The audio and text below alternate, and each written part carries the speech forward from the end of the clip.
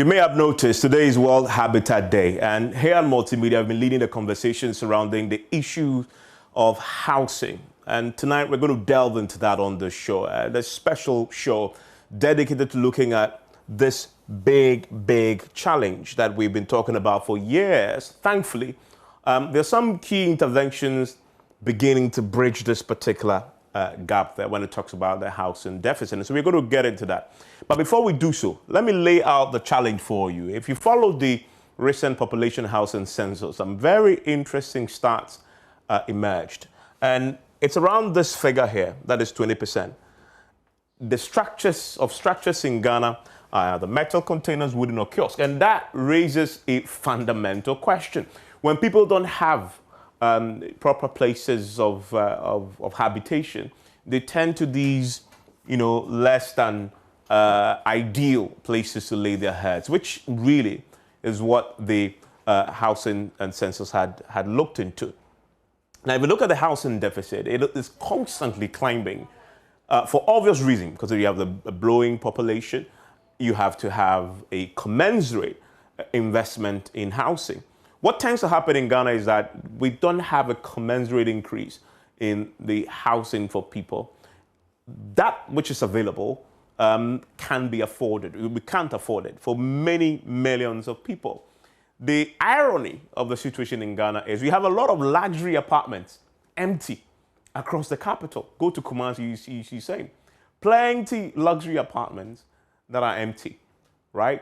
That is for a certain class of Ghanaians. I dare say, the top 1% can afford that. But the overwhelming majority of Ghanaians can't afford those empty apartments spread across the capital. Just drive through casual driving. Almost every place you turn, there is a tall residential apartment block springing up, the likes of which you see in advanced countries. You wonder, who are those acquiring those? Because we keep looking at the statistics, and the number of people who don't have proper places to sleep, as in the housing deficit, keeps growing. So you see all these huge, fantastic edifices coming up in Accra, and you wonder about why are they saying that people don't have a place to sleep. We're going to get into that dynamic shortly, and the affordable question will emerge pretty soon.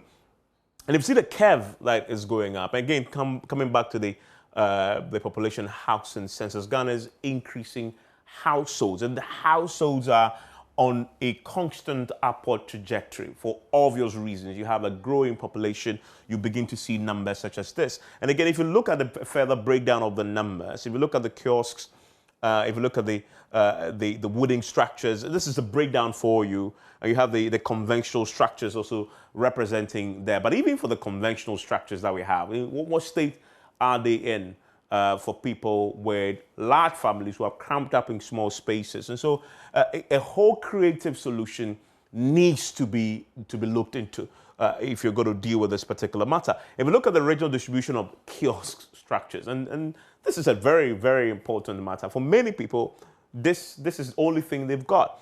If the Greater Accra, for obvious reasons, because of the rural-urban migration, everybody wants to come to the Greater Accra region, has the highest numbers when it comes to the kiosk phenomenon, right? If you go to the northeast region, it's a pretty tiny 630, but it's live. Travel to any of these places before, you have sparsely populated areas, and so you don't really get to find a bit of this. And you have a lot of squatters in Greater Accra, which tends to increase these numbers. If you look at the regional distribution of metal containers, again, Greater Accra is leading, followed by the Ashanti region. It's no surprise because of the urbanized nature of these particular regions. If you look at the regional distribution of wooden structures, again, Greater Accra, Ashanti, Easting come into play. But this is the table that really interests me, the completion of houses in Ghana. And if you look at this map, it tells you a quick story. A lot of us are building, and we aren't finishing. When we're moving, it's almost become a virtue now to start building, and then they encourage you don't have to finish before you move in. And then they move in and they don't get to finish. It takes a lifetime. You see the building not painted with blocks, but people live in them with families. I've seen that a lot in Accra, and the population housing census picked up on this which you see here in the graph there. I mean, fully completed, the fully completed is around just 80%. We're talking about different stages of completion is 12, and we are talking about structures with no roofing at all across the country. The thing about this that surprises me, it's written into law that if you get a permit for a house from an assembly, you have 5 years to finish that building. If you don't finish within that period, the assembly has a right to take action. The key question then remains, what action has been taken when it comes to this obvious inability to finish a lot of the structures in town? And so we're going to look into this matter. This one that affects millions and millions of Ghanaians. And so stay with me. I'm going to be sharing with you some of the great interventions that can help you get a home if indeed you fall under the category of those without one tonight. PM Express up next with the details shortly. Hello, my name is Evans Mensah, and you can relive all the fun and excitement on Top Story, Newsnight, and of course, Ghana Connect via podcast. All you need to do is to log on to my Joy Online/podcast. Search for your favorite show and relive the moment. Joy 99.7 FM, your radio for discerning listeners. Joy 99.7.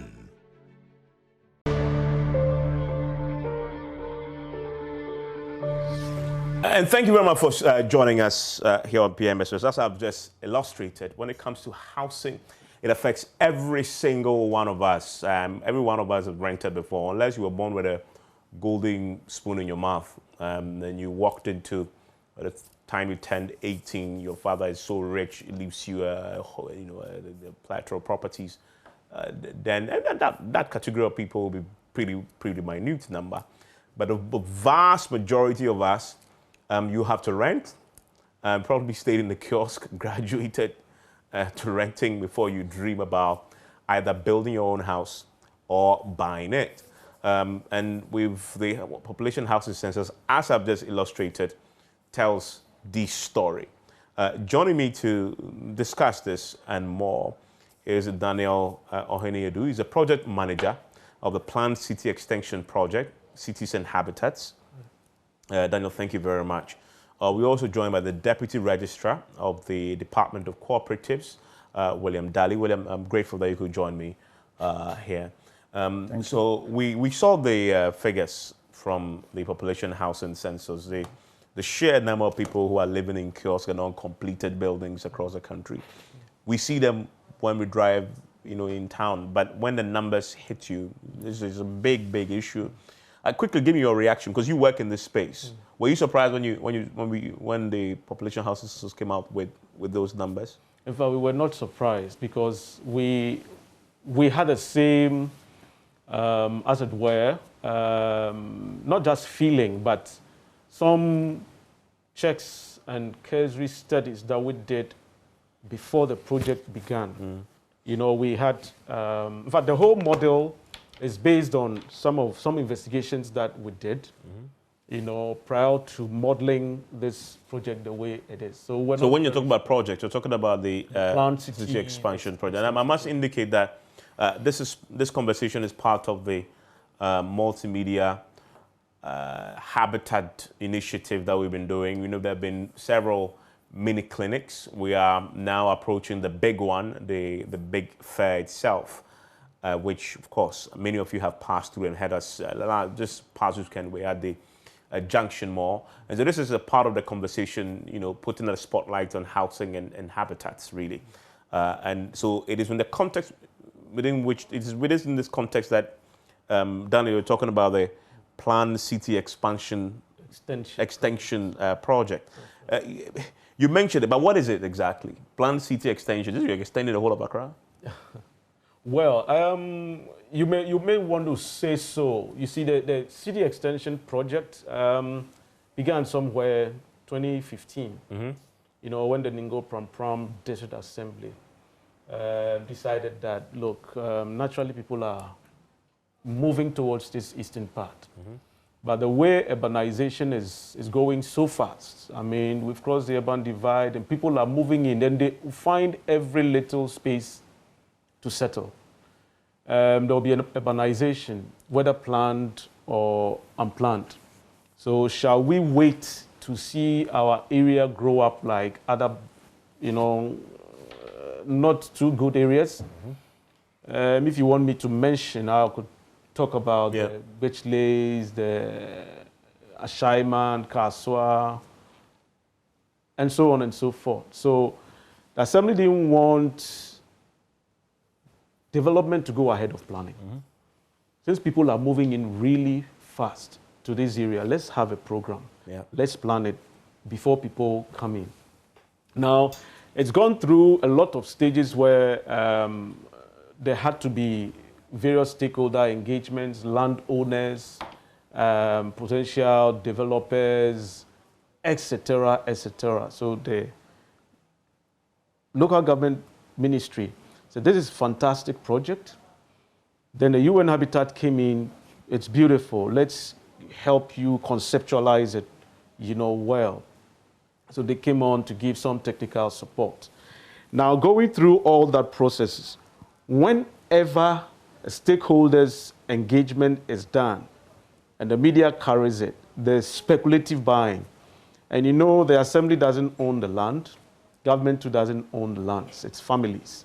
So people buy pieces, and there was, the lands were actually going. The Assembly, we had to, it got to a time that we had to take a decision.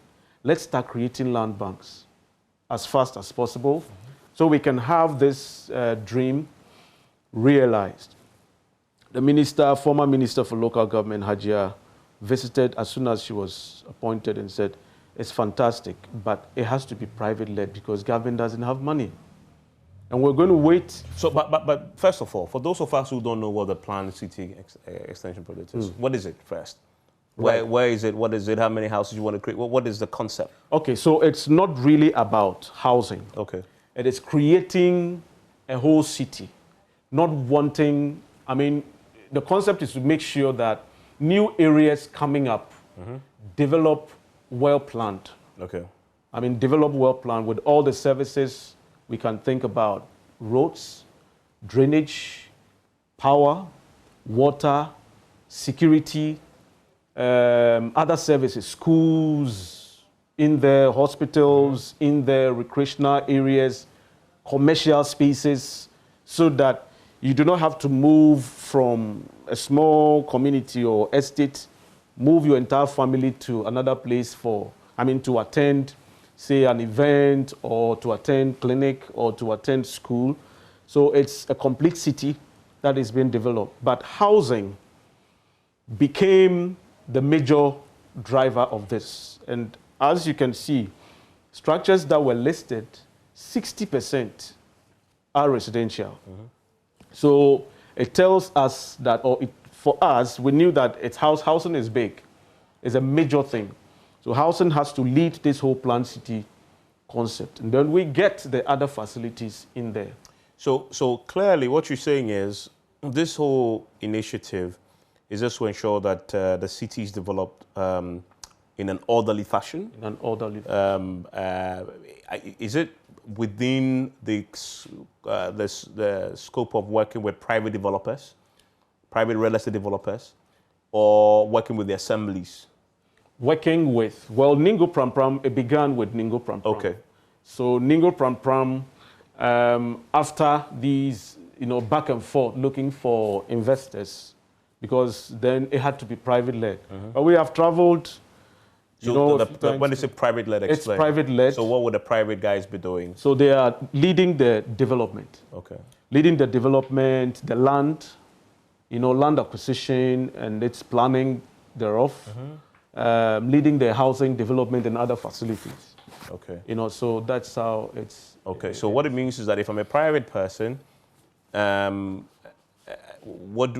I want to develop a place in Ningo Pram Pram, for example, I buy my land from, say, the chiefs or wherever I get it, and I work with the planned city extension project? Yeah, so the city extension project, Cities and Habitats, has an arrangement with the entire system, entire city extension project.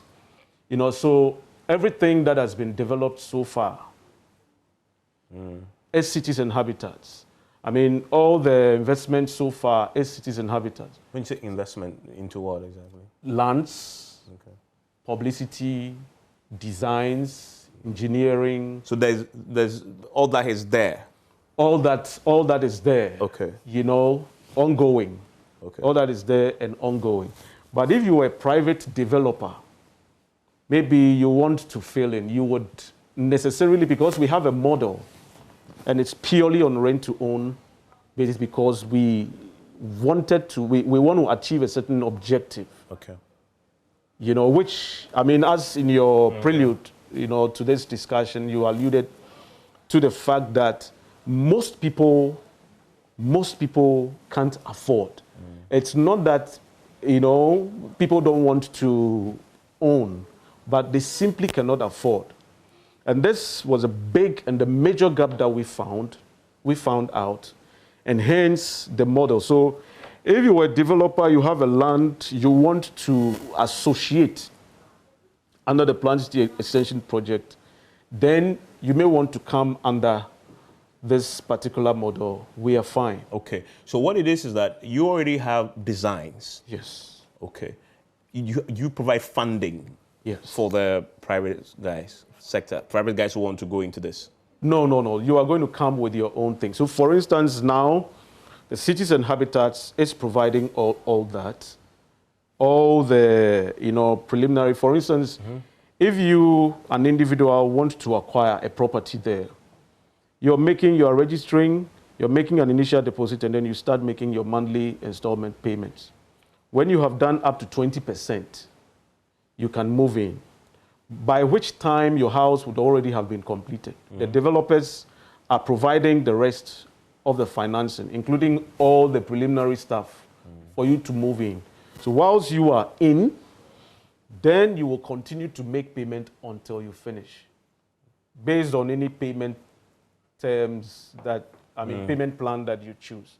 If you want your house earlier, if you want, say 1 year, you may want to do your 20% upfront or spread it within a year. But otherwise, within 3 years, your house should be completed for you to move in. If you are doing 5 years payment plan, 10 years payment plan, up to 25 years payment plan, within 3 years, your house would have been completed. But you should have made that 20% before you move in. Mr. Dele, I'll come to you shortly. I'm asking this for, I see two clients here. Right. I see the individual who wants to own a home, and I see private developers who want to develop for the individuals. Right. Correct? Right. Okay. So for the plan extension, city extension project, and then the habitats, you have the designs for the homes. Okay. So assume I'm a private developer, and I want to come under your umbrella. Walk me through step by step. What do I need to do? Well, if you're a private developer, you need to have your own land. Okay. So first of all, have your own land. Yes. Okay. Then what else? Bring your designs. So your design. I thought you have your designs already. I'm gonna. No, you would, because you are coming in with a certain cost. Okay. We have our designs and our costs and everything. Okay. So if you are coming in, you need to have your own design. So I have my land. Yes. I have my design. So I want to build 50 units of 2-bedroom house or whatever it is. I have my design. Right. Okay. So I have those two. What else? Right. Come up with your costs. Okay. So I think that 50 units will cost me 20,000 cedis. Sure. Just for the sake of it. Right. So then the other question is, do you want to do rent to own? If it is not rent to own, then we cannot accept. Okay, so this is strictly for rent to own. Strictly. We'll come to what it is very shortly, but just so so I come and say, okay, I have 50, I'm going to call 20,000. Yes. It's going to rent to own for my clients. Right. Okay, and then still dealing with you. Yes. Then from there, what happens? So from there, we would sit down and then do other negotiations. With? Maybe on the franchise, because you are coming on board. You'll be coming on board as in a quote unquote in a franchise. Okay. Kind of a franchise. You're coming on board as a franchise, rent to own franchise. Okay. Because this model created by Cities and Habitats. Of course, we'll be going to other places, and there are other developers who are already knocking, wanting to Okay. I guess I'm asking all this because what is the incentive for me, the private developer, to want to do this? Well, you should have known. For instance, you would, before you decide to even come on board, you should have perhaps done your calculations. And there are a lot of industry players. If I mention some of them to you, it will amaze you. But there are a lot of industry players, both developers and banks, who have, called on us, wanting to partner in one way or the other. So before you decide to come on board, you should have done your, you should have worked out certain things or done certain calculations before you come on board. Because it may look, others think it sounds too good to be true. Others too think, this, some even think it's expensive, but for the majority of the people, this is so good. So you need to come in, should have done all your calculations on all your whatever before you decide, because it's for you, it may be business.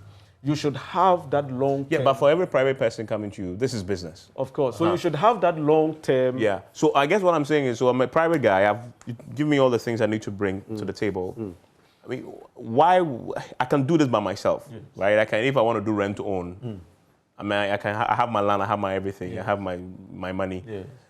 I can just do it. Why would I want to come under your umbrella? And then you don't even need to come anyway. Then you don't. But the thing is, you want people to sign up, right? Or you want people to do rent to own. People are individuals. Essentially, it is for home seekers. Okay.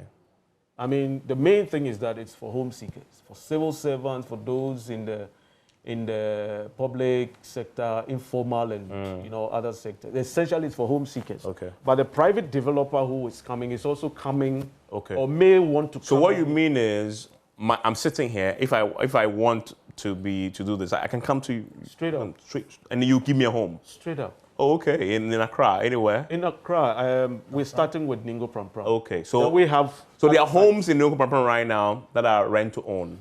It's on demand-driven basis. Okay, so I need one. You need one. Apply. Okay. Do your initial deposit. We start for you. So when you come now, you realize that this is about 20%. The initial deposit of 3,000 Ghana cedis. As an initial deposit, and I can go into the house. No. So the 3,000 commits you. We start doing the house for you. Okay. But you will pay up to 20%. Okay. The 20% is spread incrementally. I mean, on a monthly basis.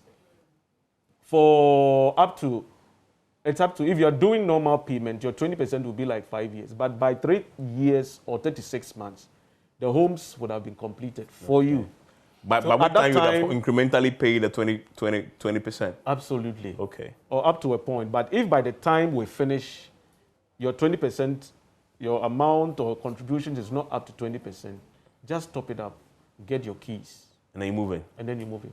And continue to make payments. Okay. When you are done, it's yours. Okay, so now I get it. But I mean, I'm asking because I'm not asking it because I'm hosting. I'm asking because I'm interested in getting one. So Mr. Dalik, so talk to me about you are the deputy registrar at the Department of Cooperatives, right? We started off by talking about the many uncompleted structures. People want to build their own homes, right? And so they start and they don't finish, or they living in kiosks, etc. How much of a difference do you think this arrangement possibly could make? Thank you, and good evening. In fact, we at the Department of Cooperative are excited about this program because, as you've rightly said, the statistics churned out by the Ghana Statistical Service are frightening. We are not oblivious of this, though we are not in that industry. Our department is only for cooperative or group action.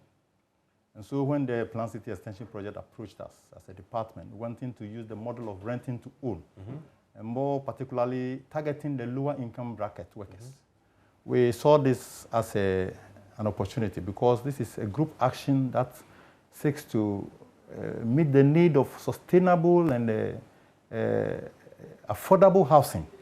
And so if we are going to use the vehicle of cooperatives, forming cooperatives, and they are able to guarantee for themselves, group guarantee for members, to procure these housing units and support each other to pay at least up to 20%, and the rent that they should have been paying to private landowners.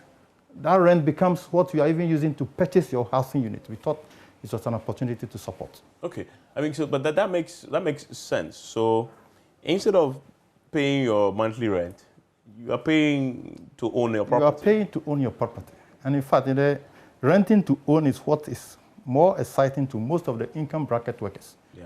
And there's a lot of packages that have been announced for even the civil servant market. We are civil servants ourselves, and we know the challenges of owning a house. Yeah. Recently, I've been listening to Joy FM and your programs, whether to own, whether to build or to purchase. Yeah. And I don't know, the traditional mortgages are so difficult to go by with our incomes. And so if we are renting and paying rent anyway, each after every 2 years or whatever, you are forced to pay rent. But if this rent is channeled into owning the housing unit ultimately, I'm sure a lot of people will grab this opportunity. Ours is to guide the cooperatives that these tenants, the so-called community that will be built out of this, to support each other to pay for the housing units regularly. And where there is the need for a group support, at least, the leaders of the cooperative support each other to own it. Okay, this is a very, very interesting concept there. We'll come a bit more to what it is in reality, what rent to own is, break it down for us very shortly. But I want to bring in Eric Ebuakwa, Executive Council member of GREDA, the Ghana Real Estate Developers Association. Mr. Akwa, thank you for your time. Thank you. Great to have you join us. I mean, let's start with this age-old conversation about making homes affordable. Now we have this interesting intervention, which is rent to own, which of course the Plan City Extension Project is championing and leading together with the Habitat. Give me a sense from the Ghana, the real estate point of view. Give me your sense of what you make of this particular intervention and how much of a difference it can make to dealing with the housing deficit. The housing deficit is something that has been growing over the years, and much is not being done to resolve it. But there are a number of issues. I believe that whatever intervention that comes to alleviate that is a good intervention. But there are a number of issues that we have to also look at. We have mortgages, and sometimes people don't understand mortgage because the rent to own is not too different from the mortgages that already exist. Because with the mortgages, you pay your deposit 20%, you finish your paperwork, and you can move into the house. Yet the rent to own, it takes about 3 years to move into the house. So I think the mortgages and the rent, they complement each other. Now, most banks are also trying to venture into the mortgages. So there's going to be competition, and very soon it will be very interesting. Republic Bank recently have also introduced different form of mortgages, which is going to make it exciting. I know a couple of banks which are coming in. But I also believe that the housing deficit are primary problem for the city dwellers. When you go to the towns and the villages, there are houses there that nobody stays in because everything is concentrated in the city. So everybody moves to the city. You go to the towns and the villages, there are nobody living in the houses. And to address this in the long term, I believe that we must look at our transportation system. Because if you build 100,000 new units in Pampram, and the people have to commute to Accra each day, and there's no train system that connects Pampram to Accra, it's going, already the road is already choked. So it's going to, be, a massive, another challenge that we are going to have. So I believe that we should check our transport system very well, find a way to introduce, connect the towns and villages with trains. Once you do that, people can leave 50 kilometers and come to work without spending so many hours on the way. Other than that, our housing deficit will never be, because look at the slums in Accra. If I'm working in Accra, I want a place that I can easily communicate to work and also go home. So if I get any kiosk, I will stay in. Even if you give me a mansion in Pampram and I think it will take me 5 hours to get to Accra, I will not go to Pampram or any other places. So we must sit down as a industry players and look at all these challenges and see how best, because I've traveled around the towns and I've seen there are certain towns that even there are estate houses that even if you give for free, there's nobody ready to move in. They are empty. I went to a couple of towns around Japan. I saw the estates there and nobody is living in. So we must see how best we can improve our transportation system. Once that is improved, you can connect from Ebri straight to Accra, and within 30 minutes you are Accra. You can connect to Pampram, and within 30 minutes you are Accra. And then that, if it will take 5 hours, and it will be very difficult. If you get the houses there, it's difficult. You won't get people to live in. Yeah, I mean, that is definitely one of the, I guess, holistic way of looking at the challenge. And for those who live on, say, last week we're doing the Standard Hydro deal, those who live on the Adenta Dodowa stretch, for example, a lot of people are just building their houses all over the place. I guess is a reason why the Plan City Extension project is critical, because people are building haphazardly without considering a lot of things, roads, the infrastructure, internal roads. You mentioned that this particular intervention, it's a holistic approach that deals with everything, because you're not just building your house when you don't have the internal roads, you don't have the water, you don't have the other infra. This comes with, so when you're paying the 3,000 and you pay your initial deposit, you're not just paying for the structure, from what I understand. You're paying for everything else that comes with the building being functional. Yes. You are actually buying the community. Yeah. That's how you should look at it. So the whole experience. The whole experience. Not just the structure that you want to live in. No. The whole experience. Security, events, areas. I mean, everything that makes for, cities to be livable. Mm-hmm. Resilient. These days we are talking about livable cities, we are talking about sustainable cities, we are talking about resilient cities. Mm-hmm. You don't want areas that at the noise of rain, maybe some wind just blows and everybody, your stomach, your intestines are just churning.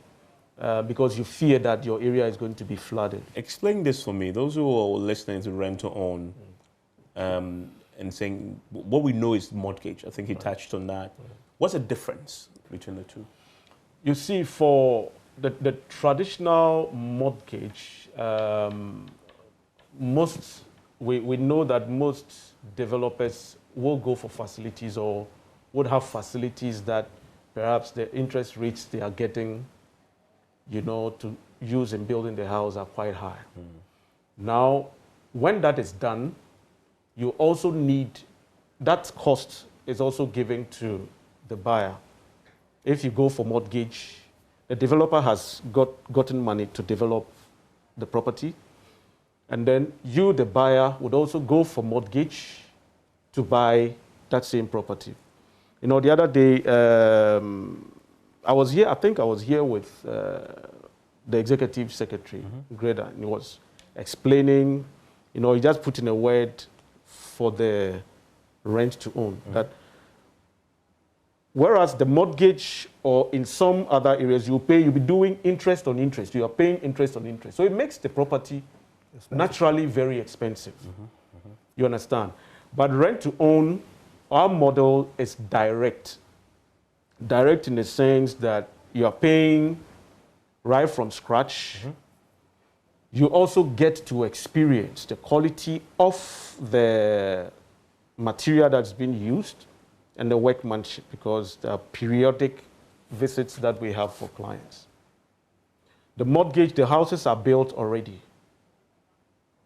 They're built already? They are already built. Okay, I thought because of the 3 years period of paying every month, that's the period between where the house will be going to be built for you. Absolutely. But for the mortgage, the houses are built already. Yeah, okay, so now it's okay. So Yes. there's a mortgage that is already built. It's already built that you're going to buy. So relatively, you know, there's certain flexibility that you may not find with the traditional one. Yeah. You see, the mortgage has its space. It's very good. The mortgage system has its own space. It serves a certain class of people. This, I mean, this is, as you said, for the cooperative. I want to bring in Ms. Dalian. This is for people who can't afford a mortgage. Sure. And that demographic is huge. We've been talking about affordable housing for so long. This is a solution to it, is it not? Yeah.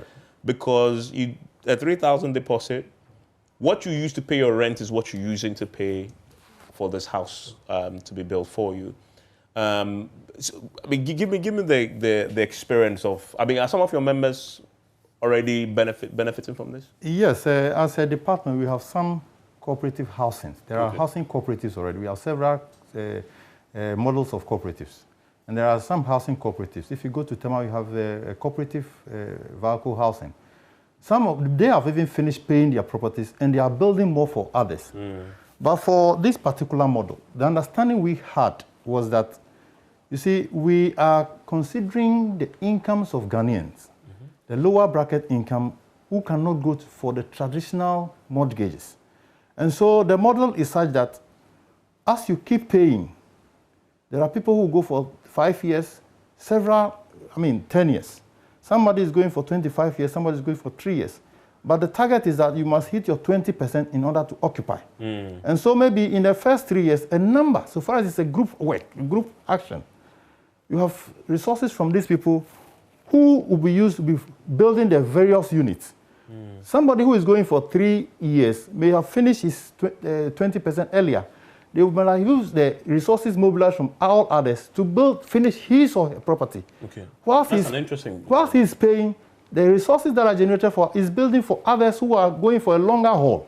And so the producers or Plan City Extension project might not go for a facility from a bank with a higher interest. In fact, you don't need a bank at all. You may not need a bank at all. Because if you take your salary. You are mobilizing the resources that will go into the building from the members themselves. So here you are not paying interest.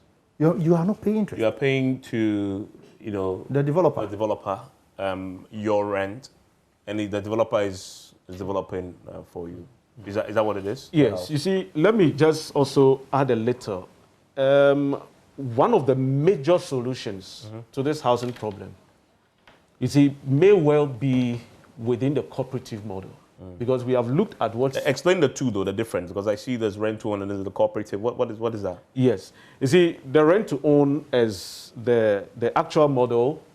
Register, start making your incremental payments, the house will be done for you. Now, the cooperative comes in to help in two ways. Either to own directly through the housing cooperative.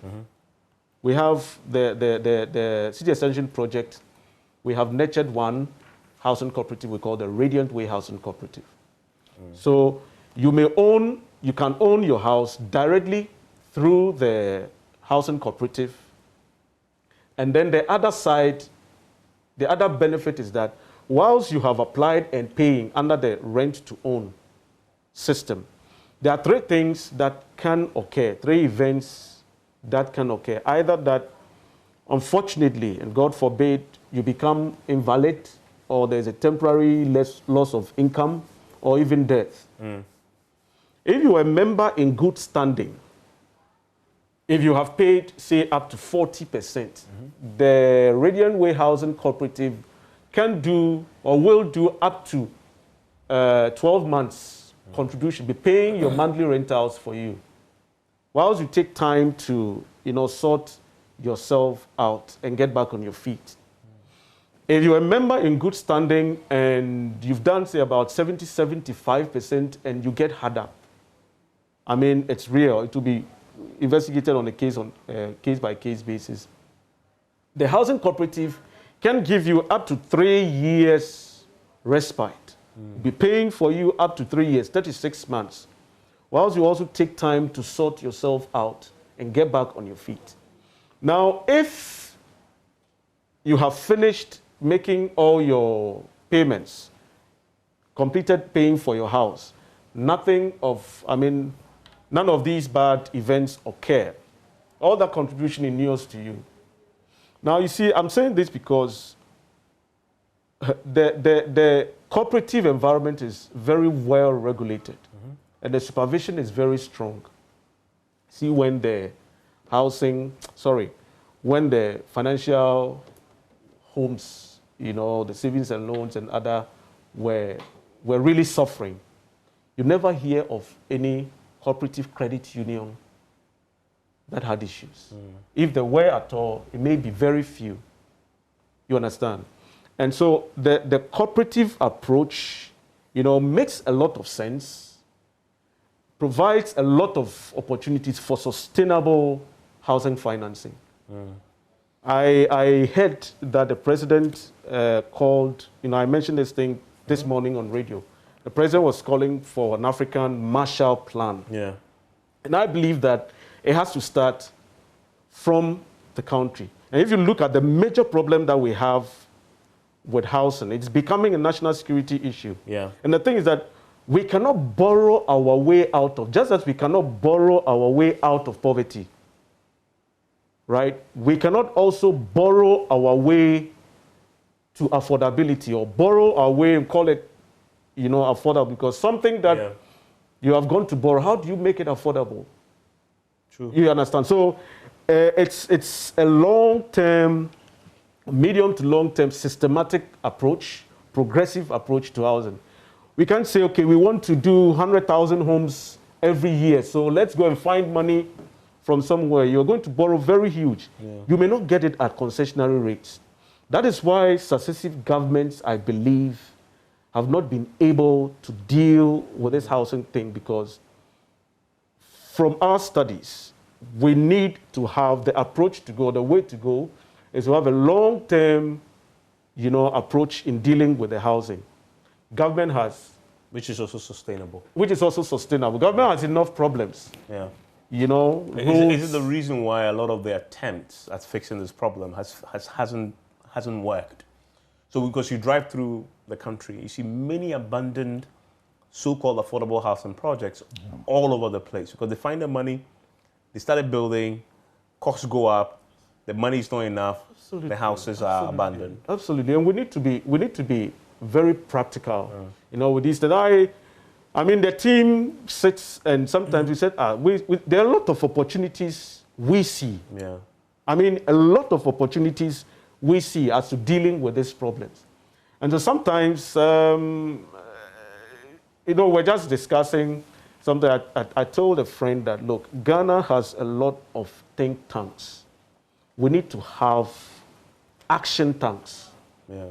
And that is what we intend the City Extension Project and its partners, that's what we are hoping that it would be. Yeah. We will not just discuss the issues, but we will be doing it.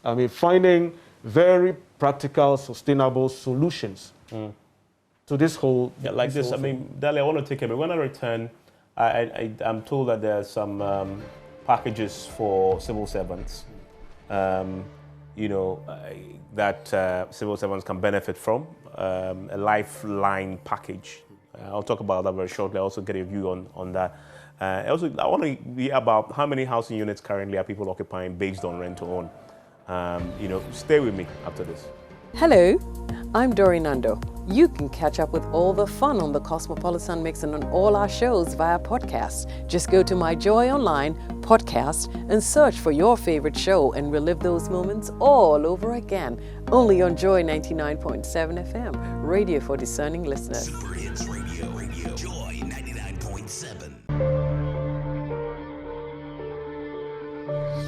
So a very interesting conversation about the planned city extension project. And of course, I have with me in the studio as we begin to wrap up this conversation, William Daly, who is a Deputy Registrar at the Department of Cooperatives, and Daniel Hiniedu, who is a Project Manager at the Planned City Extension Project at Citizen Habitat. Let's quickly run through a few things. Let's start with a break. Just hit a bullet for me.